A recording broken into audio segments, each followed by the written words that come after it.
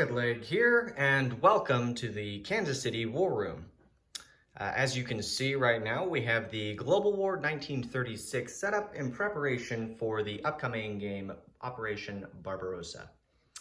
I wanted to kind of just take some time today to introduce myself and kind of show you guys around in the War Room here, and kind of show you the setup for both the upcoming game and future upcoming games. To kind of get started on just kind of a tour of our setup here, we have the combat area in which we will roll for defending and attacking units.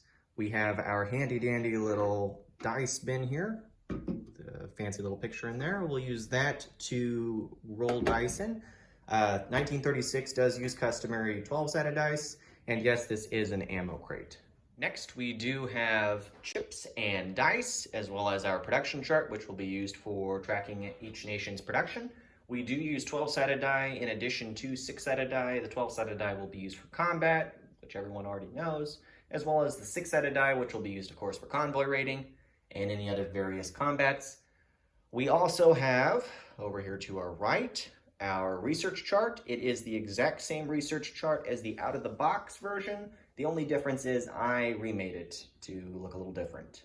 And that I will discuss in another video as to why it's not the original one. Let's just say it was an experiment that went wrong. In addition, we also, way over here, I'm going to kind of zoom in for you all here, so bear with me. We have our stages of production. It's already set up for the upcoming game, of course, Operation Barbarossa. And you can see that there. Looks about right. And then, of course, we have our money. Don't know that we'll necessarily use it in this upcoming game. And then we have war sticks, since the map is so expansive. And let me zoom out a little bit here for you all, so you can kind of get a rough idea of how big the map is. It is the 5-foot by 10-foot 1936 global map, and it is version 3. Alrighty, and then next we are going to introduce the United States units, starting with the Air Force, followed by land units, and then of course Naval.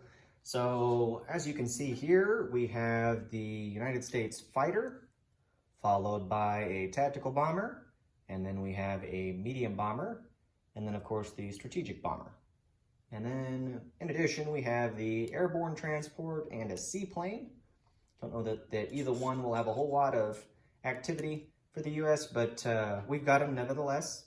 And then we have a jet fighter here, which is unlocked with technology, as well as a heavy bomber, which is also unlocked with technology. And then panning over here to the right, we have most of the land units. We'll show the tanks here in just a second. But we have a Marine, followed by a U.S. Marine Corps, which is just a black chip underneath of a Marine. And then we have a militia, followed by a regular infantry, then a green chip designating a mountain infantry, and a pink or purple chip, depends on what you would consider it, and airborne infantry. And then we have a motorized infantry, which is a mechanized unit with a yellow chip. Then we have mechanized infantry, and then of course advanced mechanized infantry. And then going on to artillery, we have an AA gun, followed by regular artillery, and then of course advanced artillery, which is unlocked with technology. And then we also have self-propelled artillery, as well as advanced self-propelled. And then of course everyone is familiar with the United States Rondel. And then panning up here to the upper right, we're going to zoom in on some tanks. So from left to right, we have the United States light tank, and yes, it is a Sherman. I'm working on getting an actual light tank build, but for now, we'll use the Sherman as the light tank, since it's smaller. Then we have the tank destroyer, followed by a medium armor or medium tank, and then of course the heavy armor or heavy tank, which is unlocked with technology. And then zooming out just a little bit here and panning down, we're going to look at the naval units. And so we have a transport, followed by a submarine, a destroyer, a light cruiser, a heavy cruiser, and we have a battle cruiser, which is almost the same size as a battleship, but not quite. Then we have a battleship, of course, and then we have a fast battleship with a pink chip or purple chip to designate. Then down here, you'll notice that these units won't get a whole lot of use in this game, but we still have them just in case something is aligned. And the US does start with some coastal subs, but we have a coastal sub followed by a torpedo boat destroyer, and then of course a coastal defense ship.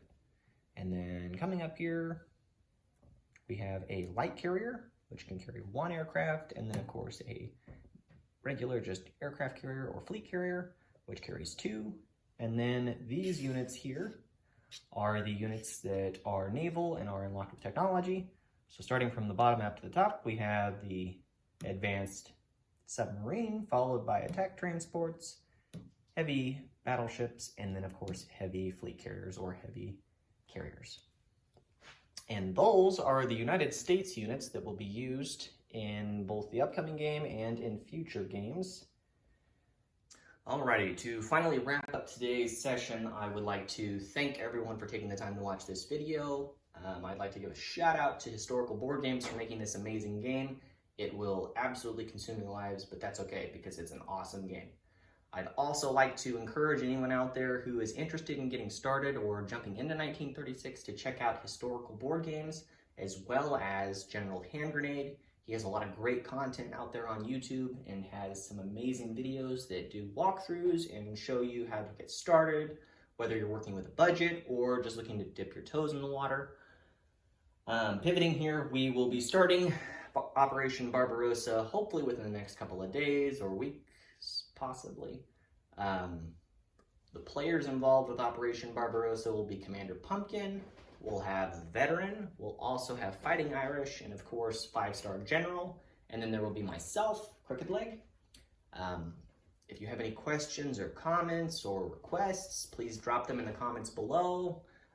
Subscribe if you're interested in this and would like to follow the videos that get posted in the future. And I hope everyone has an amazing time getting started with 1936. So may all of your rolls be 1s, unless of course they are research rolls. Then hopefully they're 12s.